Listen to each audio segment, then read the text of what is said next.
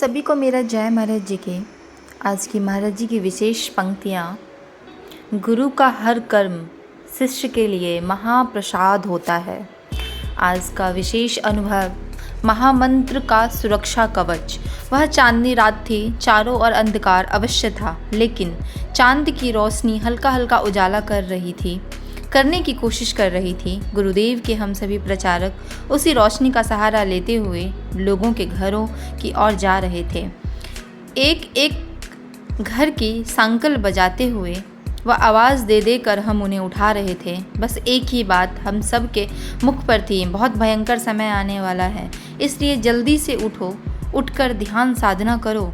कुछ ही समय में वे क्षण आ गए जिसके लिए हमने लोगों को सचेत किया था।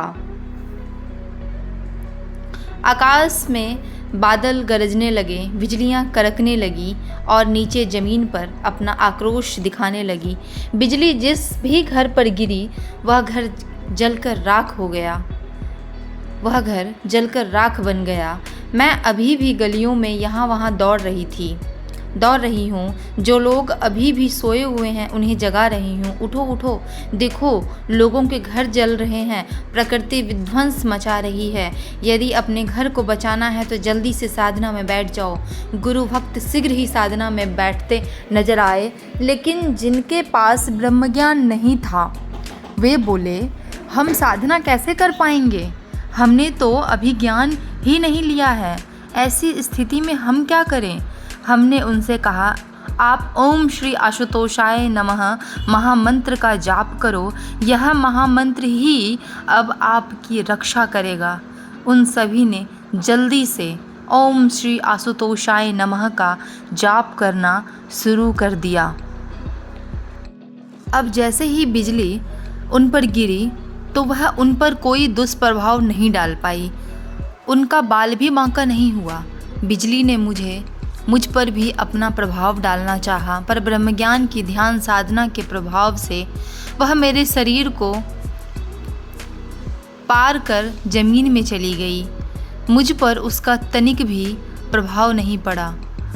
सभी गुरु भक्त की पूर्णतः सुरक्षित थे। सभी गुरु भक्त भी पूर्णतः सुरक्षित थे और जिन्होंने गुरुदेव के महामंत्र का सहारा लिया था, गुरुदेव ने उनकी भी लाज बचाई। इस तरह मेरी इस दिव्य अनुभूति ने मुझे ब्रह्मज्ञान की ध्यान साधना का महत्व तो समझाया ही साथ महामंत्र की महिमा भी समझा गई। सच में महाराज जी ज्ञान में तो बहुत शक्ति है और हम लोग भी बहुत सौभाग्यशाली हैं कि हमें महाराज जी का ब्रह्म ज्ञान प्राप्त हुआ, हमें उनका सानिध्य प्राप्त हुआ। और जो महाराज जी की तरफ से ये ओम श्री आशुतोषाय नमः महामंत्र का जाप दिया गया है, उसे ज़रूर सुबह शाम अपने घरों में करें, साधना करते हुए करें, क्योंकि इससे जो पॉजिटिव एनर्जी निकलती है, जो वाइब्रेशन निकलती है, वह हमारे घर को भी शुद्ध करता है और हमारे आसपास के वातावरण को भी शुद्ध करता है। जय महाराज जी की सभी को।